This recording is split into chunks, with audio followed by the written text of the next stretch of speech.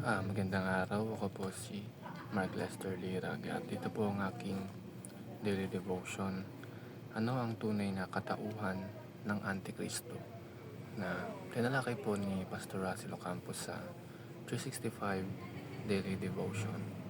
Ang Bible verse po ngayong araw ay galing sa 1 John chapter 2 verse 18.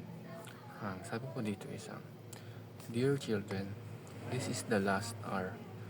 And as you have heard that the Antichrist is coming, even now many Antichrist have come. This is how we know it is the last hour. Sabi po ni John sa Bible verse na ito is, um, parating na daw po ang mga Antichrist at ito na daw po ang last hour natin. First teaching ngayong araw ay the Antichrist was mentioned only in 1 John and 2 John. Ang mga Antikristo is na-mention ni John, nasulat niya sa Bible sa 1 John and 2 John. Maraming dito lamang ito niya na-mention ng mga Antikristo. Ang second teaching is the Antichrist lived in the first century. Ang akala natin ng mga Antikristo is parating pa lamang. Ang mga Antikristo kasi ay sila yung mga hindi naniniwala na si Jesus is nagkatawang tao at bumaba dito sa lupa. At ang akala natin is ngayong present pa lamang sila darating. Pero sabi sa Bible is ang mga Antikristo is namuhay na in the first century.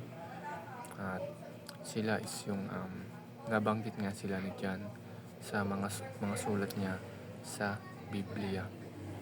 At ang last teaching is the Antichrist is not to be feared. Bilang tagasunod ng Diyos or naniniwala sa Diyos, nananampalataya sa Diyos is hindi tayo dapat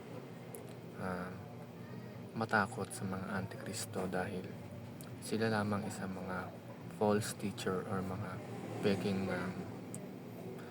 na nagtuturo na sinasabi nila is hindi totoo si Jesus na nagkatawang tao at namatay dito sa mundo. Sinasabi nila na hindi totoo ang Diyos, walang Diyos, at hindi po ito totoo dahil napatunayan po ito sa Bible at maraming evidence.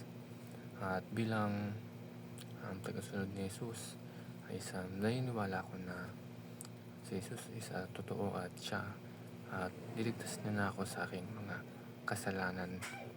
Kaya dapat hindi tayo maniwala sa mga Antikristo at ang paniwalaan lang natin is ang Panginoong Jesus at ang mga nakasulat sa Biblia.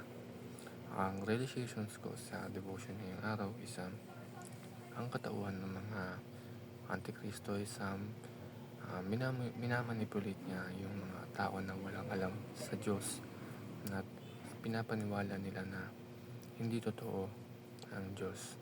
Kaya tinawag silang false teacher kasi hindi totoo yung mga tinuturo nila at nagkakalat lamang sila ng maling impormasyon tungkol sa Diyos at sinisira lamang nila ang imahe ng Diyos sa ibang tao. At bilang isang nananampalataya sa Panginoon is dapat ma-prevent natin ito sa pamamagitan ng pagkalat pa ng mabuting balita sa ibang tao. Yun lamang po.